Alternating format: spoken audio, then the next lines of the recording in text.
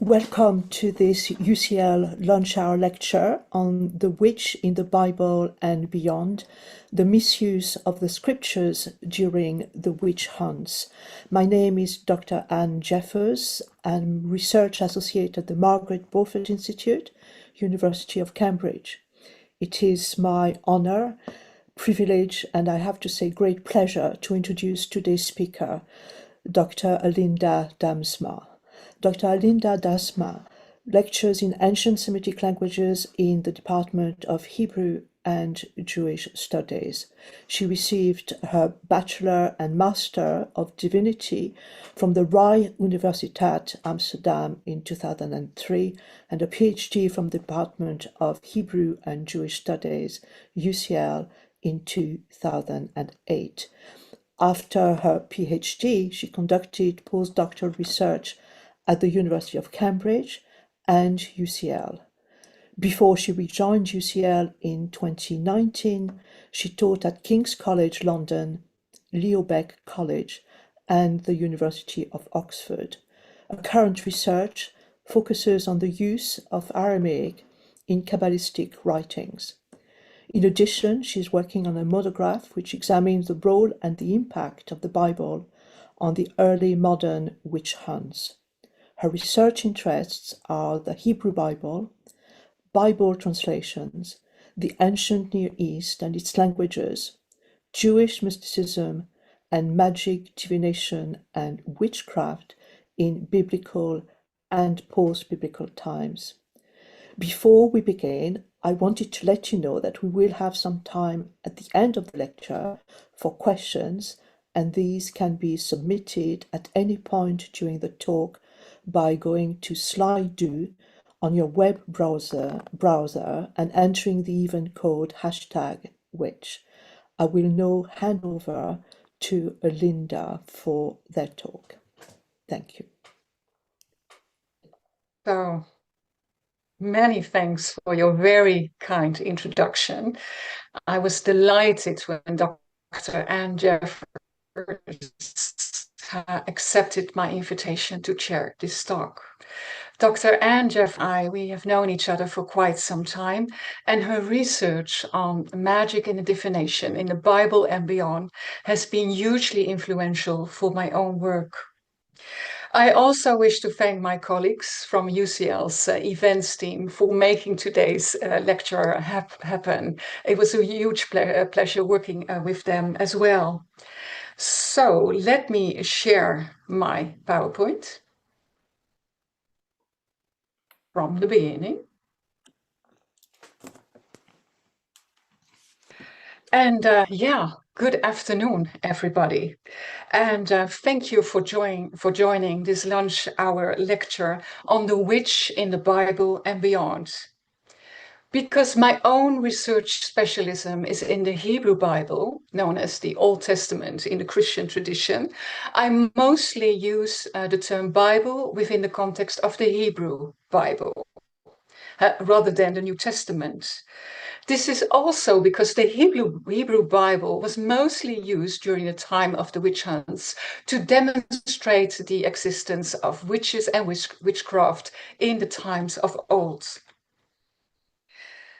But what do I mean with the word witch in this lecture? Often, from when we were little, we grew up with the stereotypical idea of a witch as an older woman. She has wild, flowing hair, she has this cackle laugh, and she's up to no good.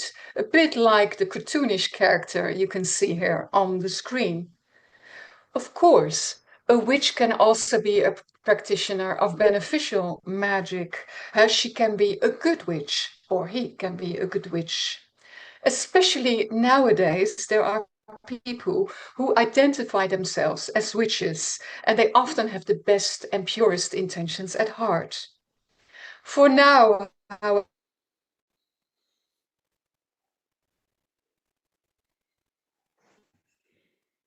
however, I will address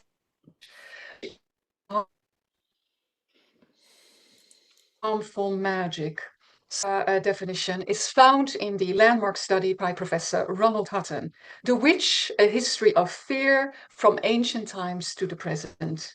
Now, this is just a working definition, and I'm using it to avoid possible confusion in what is meant with the word witch during this lecture.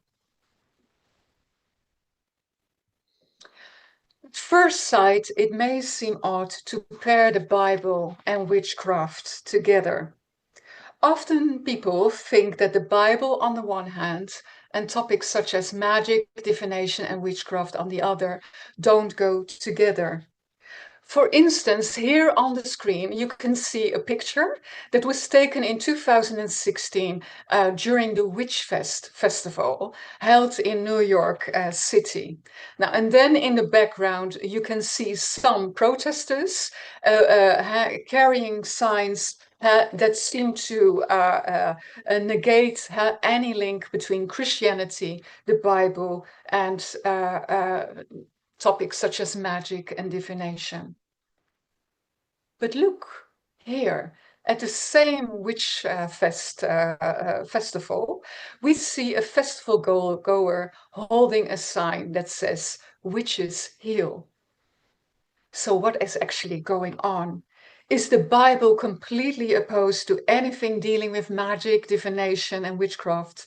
Does the Bible provide all the ammunition to fight these beliefs and practices? Or is the situation a bit more nuanced than that? In the late medieval and early modern period, witchcraft was considered a reality across Europe and the British Isles. The witch and her maleficium, witchcraft, struck fear in the hearts of many, king and commoner alike. Proponents of the witch hunts turned to the Bible in search of scriptural justification to denounce witches and their witchcraft. Many people, mostly women, but also men and even children, were accused of witchcraft and subsequently put on trial. And which frequently led to the death penalty. I would like to stress that most of the victims of these witch hunts had no actual involvement in magic or divination. Often under torture, people would confess to having slept with the devil, killed livestock, having caused bad weather, having killed and eaten babies. And also under torture, they would give the names of other witches who were in fact equally innocent. Sometimes there were people that had engaged in beneficial magic, for instance, herbal magic, healing, or some soothsaying. But again, it was done with no harmful intentions. In recent years, we have regularly heard about efforts in the UK, across Europe, and also in North America to exonerate and commemorate these innocent victims. We increasingly read about apologies and even legal pardons that are being issued and memorials being erected.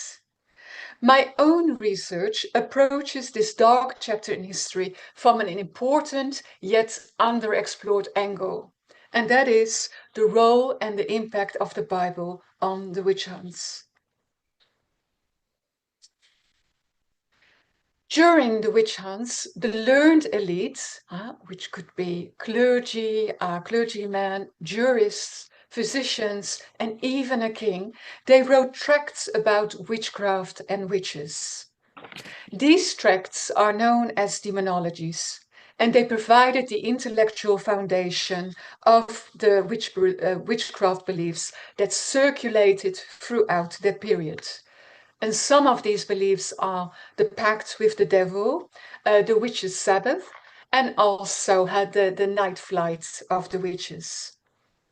The introduction of these demonological ideas and their actual application in the witchcraft trials had devastating consequences across Europe from the 15th century onward.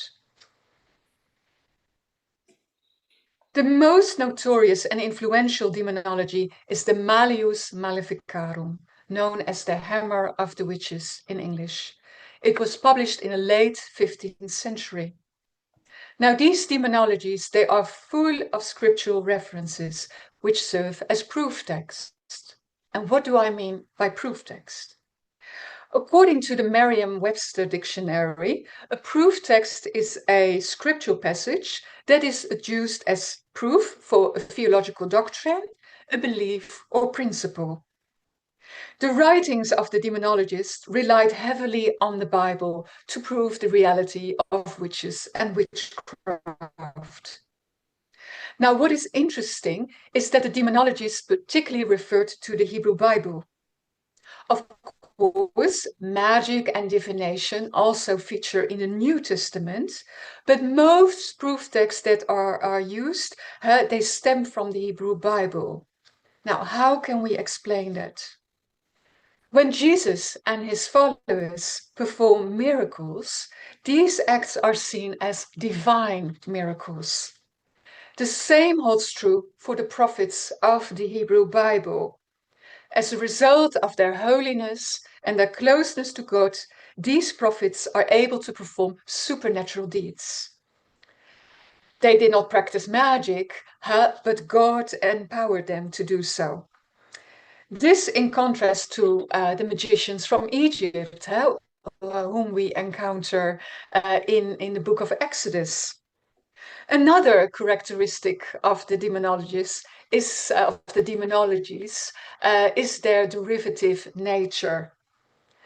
The writers frequently borrow from one another, including the proof texts. So there is a lot of, sort of plagiarism going on.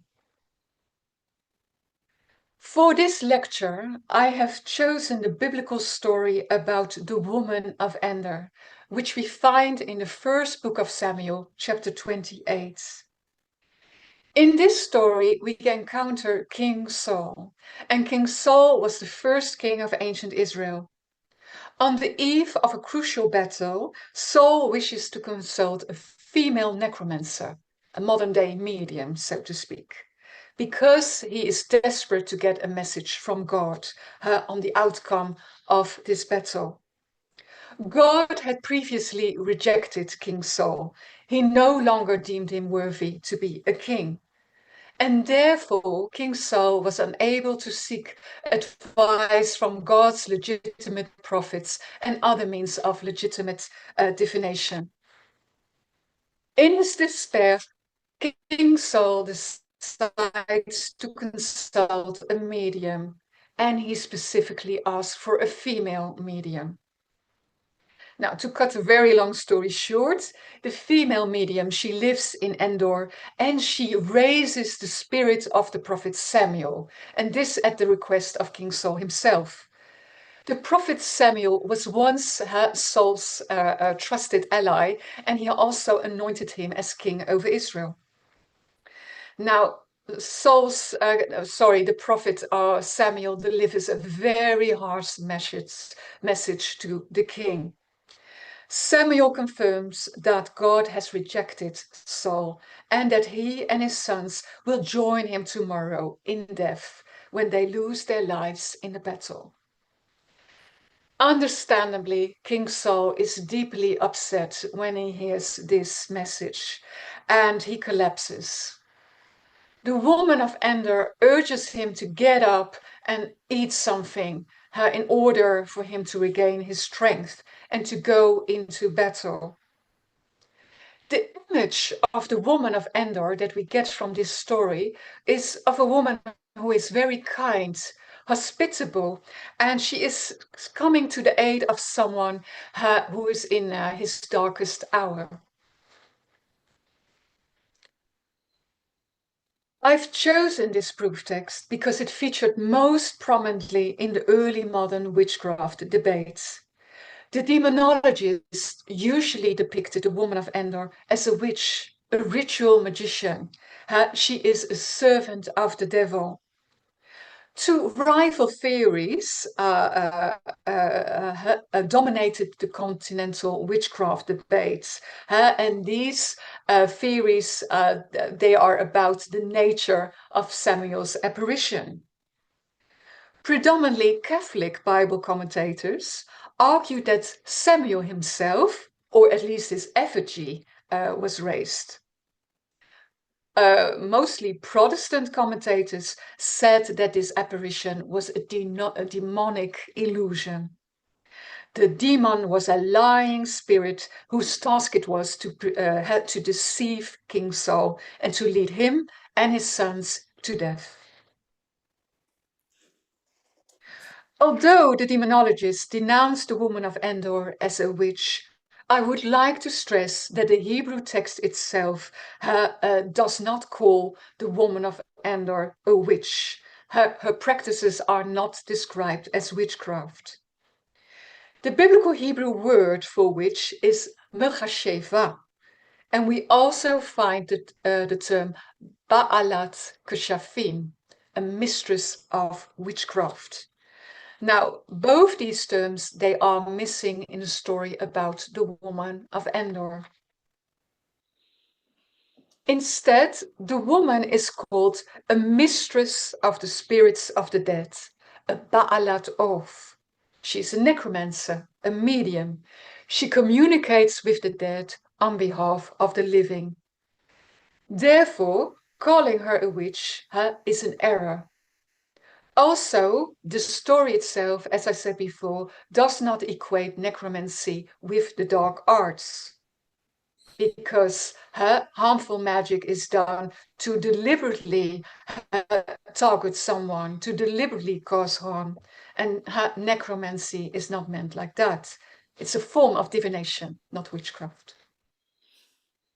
However, elsewhere in the Bible, in the book of Chronicles, which is younger than the book of Samuel, we find a brief reference to that fateful event.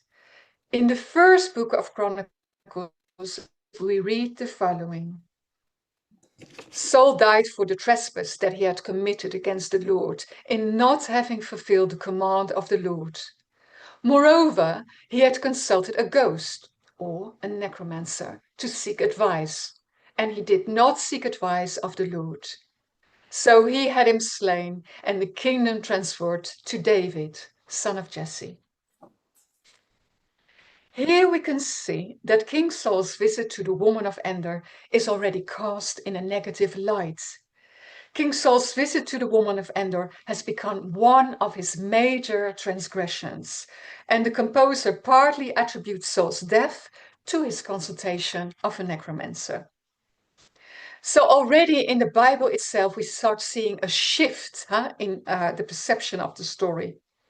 Whereas the text in Samuel takes quite a positive, or at least neutral stance towards the woman of Endor, the book of Chronicles casts necromancy in a negative light by making it one of Saul's transgressions.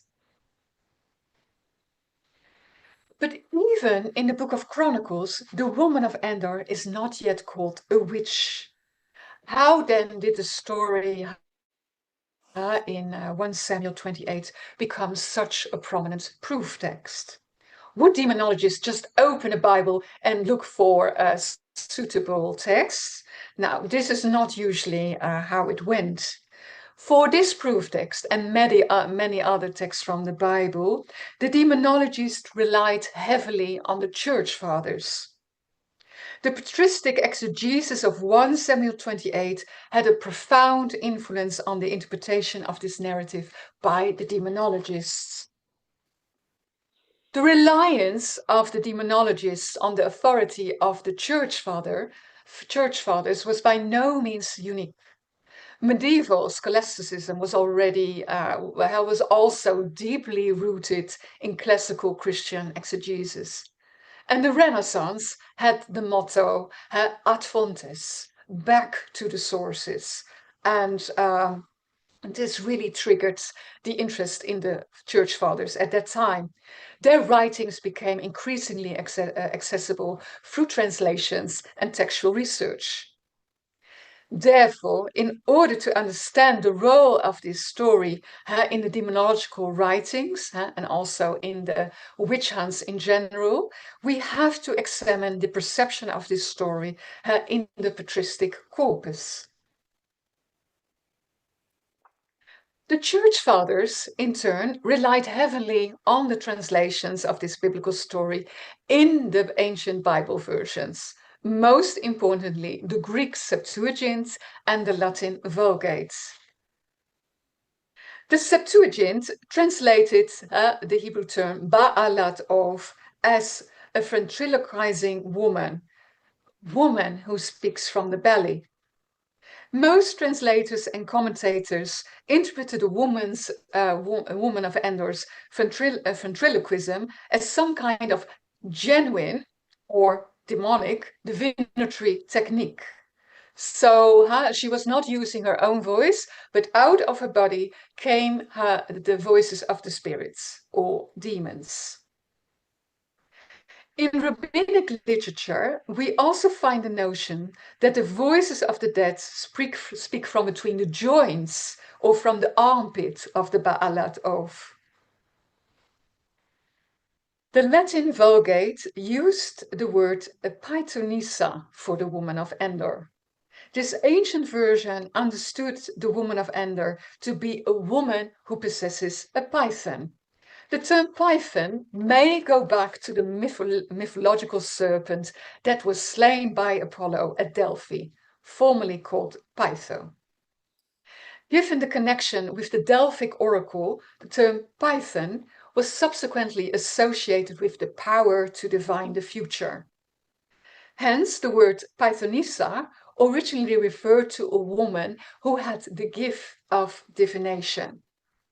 However, in the course of the Middle Ages and also in early modern periods, this term became associated with witchcraft. It also entered the English language, and there it took on the same development. It was no longer a designation for a female diviner, but it came to be understood as a witch. The scholar Klaas Smelik wrote an article about the various patristic views on the story in 1 Samuel 28. And following his work, we can reduce the various opinions to 3 groups. According to the first group of church fathers, Samuel was indeed raised up by the woman of Endor, or at least his spirit. The church father Origen, he wrote a sermon on this story, and in it he confesses that he was very troubled by this narrative, and he does not dare to deviate from it, because after all, it's scripture that says that the woman saw Samuel. The Holy Spirit never lies, so it must be true. The witch must have seen Samuel and not a demon. And then, according to the second group, these church fathers object the idea that this evil woman had power over the righteous prophet Samuel. They do not think that necromancy was a complete fraud, but they assume that God was still in power. It was God's wish to that King Saul would receive his message this way, in this peculiar way, I have to say. Why? Because the Lord wanted to punish Saul by announcing his death to him in order that he would accept the verdict and part from life groaning. But as Saul did not listen to the prophet during his life, a special kind of prophecy was needed this time round. And then, finally, the third group seems to have been the most authoritative. According to their beliefs, it is not uncommon for the devil and his demons to take on the appearance of a righteous man. Moreover, these writers believe to have found some clues in the story itself, which indicate that Samuel did not appear.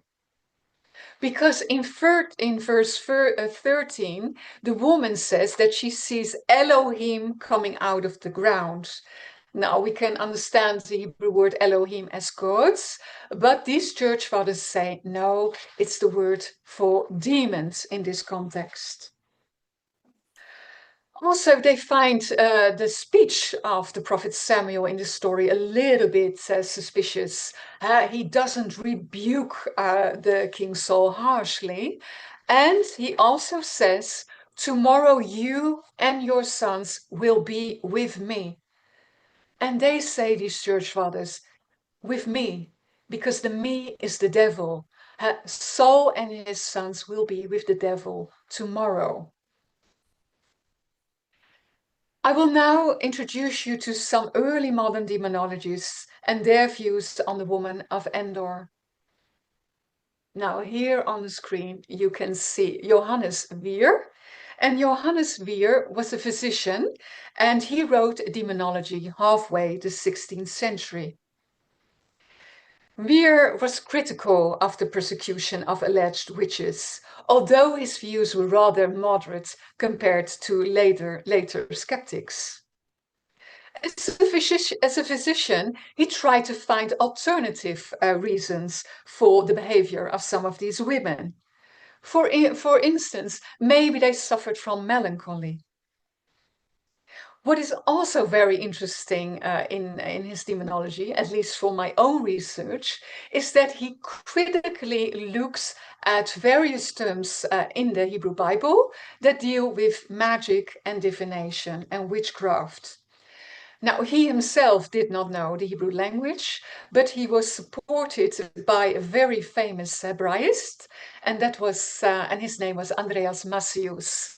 And Andreas Macius helps him to understand the meaning of this terminology. And we are now going to look at what Weer says about the term oath. And we already encountered that term, the Ba'alat oath. Now, according to Weer, for the Hebrews, the word oath signifies a bag or bottle. Therefore, the demons who gave responses in obscure voices from the more remote parts of the body, such as the armpits or the pudenda of women, as though from a bag or bottle, were called oath by the Hebrews, or in the plural, ovot. Now, the interpretation of the term oath as a bag or a bottle is now commonly dismissed. Yeah, we find this term in the book of Job, and there it has the meaning bag or bottle. It may have the meaning bag or bottle, but not in necromancy-related passages in the Hebrew Bible. They look identical, but they have a completely different meaning. So also according to Weer, the woman was able to let the prophet speak via her body. There was one demonologist who did not accept the idea that the woman of Endor was a ventriloquist, and that was the Englishman Reginald Scott. He was really disgusted by the witch hunts of his time, and in response, he wrote a lengthy study, The Discovery of Witchcraft, which was published in 1584. Scott refuted and ridiculed both popular lore and learned writings about witches and witchcraft. He especially ridiculed the hammer of the witches, this demonology that I mentioned before. He consistently calls the demonologists witchmongers. So England's first demonologist happened to be also a skeptic. His skeptical attitude towards witchcraft was also visible in his treatment of our biblical story. He explained the events that occurred during Saul's fateful visit to Endor as deception. The woman had simply answered to Saul in Samuel's name. She had used, maybe she had lowered her voice, and then it was as if she was Samuel. She was faking it.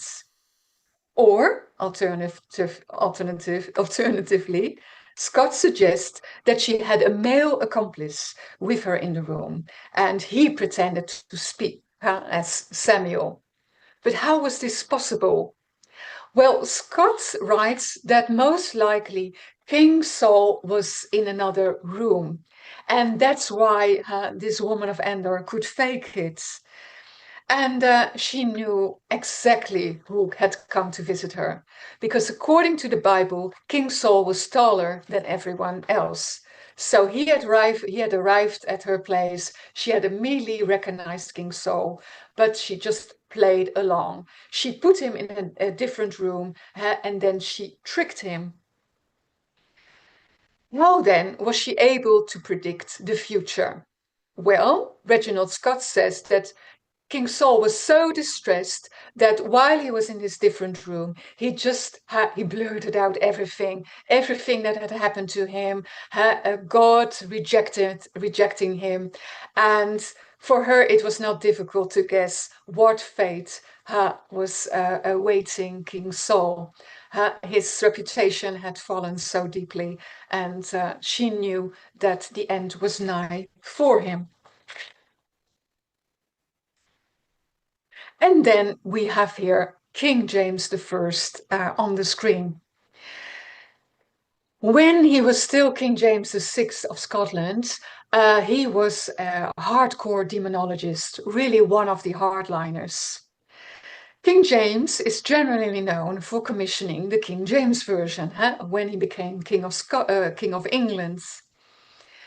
He was not one of the translators himself, but he commissioned this Bible translation. Now, James liked to portray himself as this very intelligent scholar king. However, he was also ridiculed as being Europe's cleverest fool. A lesser known fact about King James is that he was a witch hunter when he was still King of Scotland. After his personal involvement in several witch trials, he wrote a tract against witchcraft, which is known as Demonology, and it was published in 1597. This work aimed to prove wrong those who denied the reality of witches and witchcraft. It wanted to stress the danger that witchcraft posed to the monarchy and to the Protestant faith. As the Lord's anointed, King James had the God-given duty to cleanse his country from the slaves of the devil. Their witchcraft had to be battled against with all judicial means. The King's Treatise is full of biblical proof texts, and the story about the woman of Endor is actually the first one with which he begins his book. In it, he follows the common interpretation of her as a witch, and she had raised a demon, rather than the prophet Samuel himself. It is interesting to see what has happened with the rendering of the story about the woman of Endor in the King James Version. Between the red arrows, you can see that King Saul now asks, "Seek me a woman that has a familiar spirit." We also find this rendering in the Geneva Bible, the predecessor of the King James Version. So what is meant with a familiar spirit? Well, it's a typically English early modern concept, according to which a witch had often a domesticated demon in the disguise of a cat, a dog, an owl, or a mouse, as you can see on the picture on the screen. So that's a familiar spirit, and this familiar spirit would aid the woman with her harmful magic. The negative depiction of the woman of Endor in the King James Version is strengthened by the reference to her in the so-called paratext. And what do I mean with the word paratext? Now, paratext is not part of the translation itself, but we see it in the margin of the translation or in the introductions to the translation. Now, as you can see here on the screen, the woman of Endor is explicitly called a witch in the paratext, in the header and in the introduction. And this is in the King James Version. And this is significant because the use of the term witch in late medieval and early modern Britain, we see a variety in the use of this term. And I'm following here the views of, again, Ronald Hutton, who wrote an article about the use of the word witch in Britain at that time. Because the common people would not use the term witch to describe a beneficial magician. Instead, they would refer to someone as a cunning woman or as a cunning man. And someone who was a harmful magician, they would call a witch. But then the educated elites would use the term witch both for beneficial magicians and for harmful magicians. So according to Ronald Hutton, the use of the word witch could be a deliberate smearing technique by the educated elites, by also using it to refer to beneficial magicians. Because if an uneducated person would hear about the woman of Endor as a witch, through the King James Version, for instance, they would immediately associate her with a harmful magician. Whereas the translators could claim innocence. They would say, but we didn't mean it like that. For us, a diviner could also be a witch, a beneficial magician. And you can see here Hutton's conclusion when it comes to the use of this term. And I will conclude my talk by showing you some images that demonstrate the development of the woman of Endor as a witch of Endor, into a witch of Endor in the art of that time. The scholar Charles Zika has written several articles that deal with the portrayal of the woman of Endor in the art of that time, so I can highly recommend his work to you. Late medieval images that depict this biblical story, they focus on the interaction between King Saul and the prophet Samuel. They don't focus on the woman of Endor and her conjuration. And you can see an example of that on the screen. And look at the woman. She is youthful, she seems friendly and innocent. There is nothing malignant about her. A marked shift occurred in a miniature illustration in the early 15th century Parisian Bible. Here the woman does take center stage. She kneels before King Saul, and the apparition of Samuel is behind her. The woman is like a mediator between the king and the prophets. And look, above her we see a winged black demon that assures the reader that this scene is diabolical in nature. And then we see a painting by the Dutch artist van Oostzaanen, and it marks an even more radical shift in the representation of the story. We really see here how the learned concept of witchcraft started to influence the art of that time. In the background, in the red circle, you can see the woman receiving King Saul and his servants. And then, in the second circle, you see the prophet Samuel coming out of his grave. He's being raised as a spirit. But in the foreground, the woman of Endor sits there in her magical circle. She is now a very powerful female necromancer, like a ritual magician. She's there in the circle, she's holding this magical wand. And we see other women as well. They are drinking, they're eating, they seem to be engaged in a Sabbath celebration. Also, we see naked females riding on demonic goats. And also, I'm coming back to the idea of the woman of Endor as a ritual magician, and that also reflects a shift at that time. Because before, ritual magicians were usually perceived as being male, and now it could also be a woman. Also, I would like to draw your attention to the woman of Endor being portrayed as an older woman, in keeping with witchcraft conceptions of that time. Why this emphasis on the woman of Endor being an older woman? Because, according to the demonologists, sexual drive increased as women got older. And therefore, especially elderly women were seen as most vulnerable to the seduction by the devil. They had an insatiable sexual appetite. And also, you start seeing the woman of Endor being depicted naked, just like here. Her aging body is a sign of the depletion of her femininity. And here, the most influential artistic depiction of the woman of Endor in the 16th century you can see on the screen.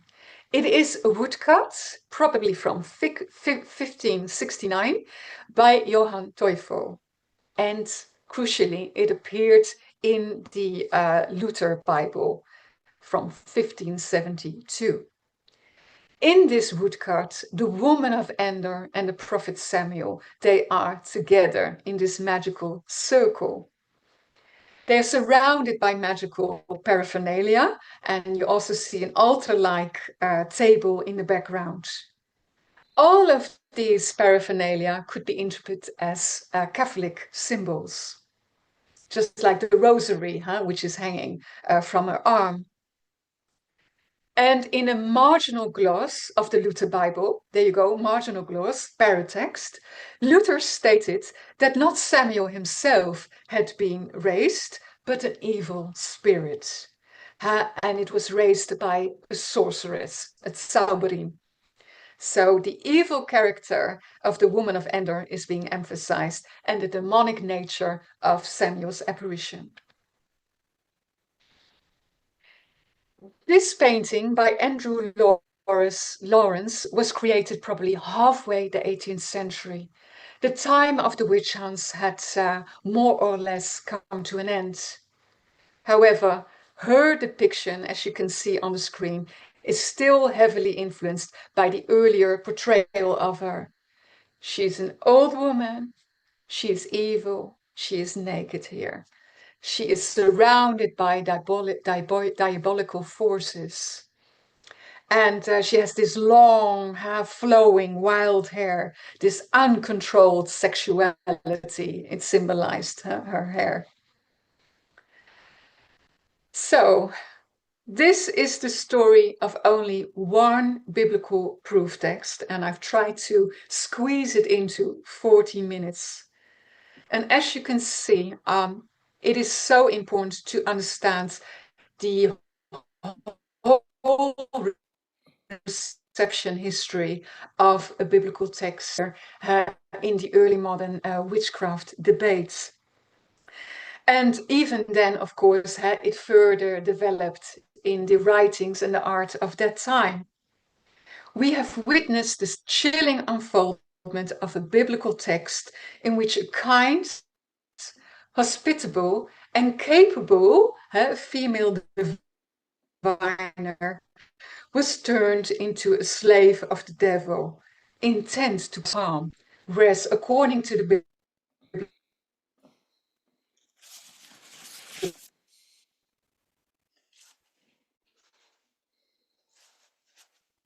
text, she was there for a desperate nation and witchcraft in biblical times, and also post-biblical times, even pre-biblical times. Here you can see some of my writings on the screen. You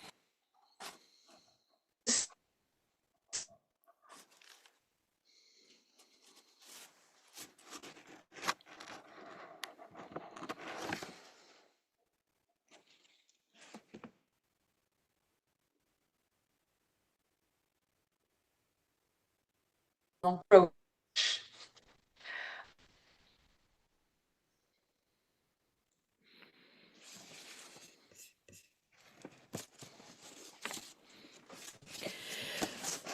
Thank you very much, Alinda, for this wonderful, thought-provoking lecture. I remind the audience that your questions can be submitted via Slido, and I have access to this. So I think perhaps we could start off with asking Alinda, is witchcraft mostly associated with women in the Bible? Ah, yeah. So I can fill another lecture about this, but I'm going to keep it very brief. So when we look at just the terminology, we find terms for magicians, diviners, witches. There are quite a few terms, and also used for man. So when we look at the terminology, we see it being used for both genders. Also in the legislation, we find quite a few laws against these people, and directed against men, but also sometimes at women. But the Bible is notoriously tight-lipped about the actual practices. What do they do? But there are a few texts in the Hebrew Bible that throw a little bit more light on, and I'm very careful here, possible witches. And interestingly, these passages deal with women. And I want to say, for instance, in the book of Ezekiel, in chapter 13, we find the prophet Ezekiel engaged in a conflict with a group of women, and he accuses them not only of prophesying out of their own hearts, so it seems without God-given prophecy, but he also accuses them of keeping alive those who should die and killing those who should live. So it's like these women are capable of interfering in the natural order. Now, and most commentators, they've understood these women to be engaged in harmful magic. However, we have to be very careful because I would also like to state that they have been identified as necromancers.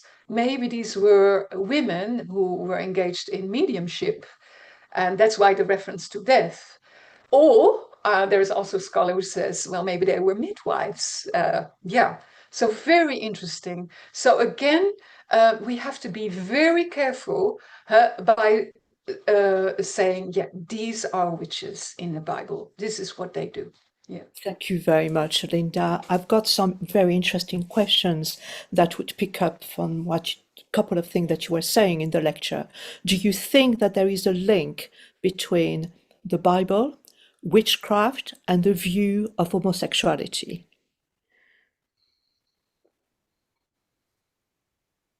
Oh, yes. Well, that's also a big topic. I think uh, what I try to do in my research is that we have to be so careful with biblicism. And biblicism is that you take texts out of the Bible and then you use them for contemporary life, daily society, our society. First of all, uh, I think we have to dig very deep into the actual meaning of a text. So when I speak about the witch, there is a law in Exodus 28, verse 18, that says, you shall not allow a witch to live. So throughout history, up to the present day, many people take this as you're allowed to kill a witch. The death penalty is for a witch. And it's also explicitly a female witch, this law. Now, and then in my work, I look deeper and I say, what does it actually say?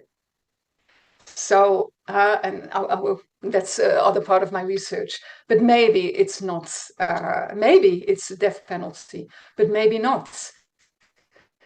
Maybe she should be banished. Maybe her tools should be taken away. Maybe she's not allowed to engage in necromancy. But even then, if we could still take it as a law, if we say, okay, at face value, it is a law against, it's a death penalty for a witch, we have to look at the time of a text. When was it written? By whom was it written? Could there have been ideological motives behind it? So that could be the case with this law against the witch, that it stems from the time when the ancient Israelites had no longer any autonomy. It was ideological retro, like projection in the past, what they would do in their society. But they would not do it in their society because they were actually in exile, maybe, or they did no longer have autonomy. So, and so I know too little about when it comes to Bible and homosexuality, but I do want to stress that any legislation or non-legislative text from the Bible that seemingly denounce homosexuality should be taken at face value and applied to the present day. Thank you very much, Linda. I've got another question, which I think again would follow perhaps, I mean, the way you have shared with us the wonderful images, and you have basically shown us that often the portrayal of witches are as old women. So there's a wonderful question here. Do you think there is a link between menopause and conception of older women as witches? Yeah, yeah, yeah. Yes, there was. And of course, nowadays we know much more about this stage in a woman's life. There's much more openness about it, and than back then. But it was definitely something that the demonologists would refer to. And there is a very crude joke, and it's in one of King James's letters, and that's it's the woman of Endor. He refers to the woman of Endor, but also to witches in general, that they are older. And it's basically that because of physical symptoms that you experience as a woman in menopause, he's referring to that in a very crude way. So absolutely, I do think that also that made a difference. And yeah. Thank you. Thank you so much, Alinda. There is a question about whether you will be watching Wicked for good.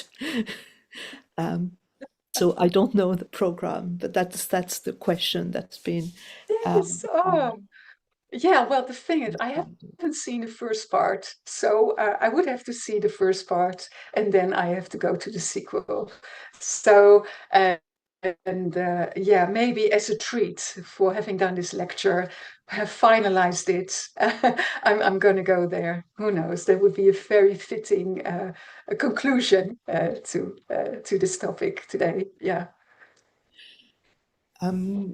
I also got another question about, do you think that the Bible is still used today to denounce witches and witchcraft? Yeah. Yeah, this is also a very important one. And I thought about it within the context of this story. I immediately had to think of a book which I reviewed a few years ago by Jean Kabamba Kiboko. And her native country is the Central Democratic Republic of the Congo. And in her own society, a local Bible translation is being used, the Kisanga Bible. And in the translation of this story in the Kisanga Bible, the story about the woman of Endor, the woman has raised a mufu. Now, a mufu in their society is an angry, haunting ghost. So this puts the whole story of the woman of Endor in demonic light, which is extremely dangerous because in this society, Jean Kembamba Kiboko writes, there is still the belief in witches and witchcraft. It's still a reality. So she very critically looks at this Bible translation and other Bible translations that are used in our native country of the Congo. Yeah. Thank you very much, Linda. We've only got a couple of minutes left, but there was the last question was about do you recommend any good reads on this topic?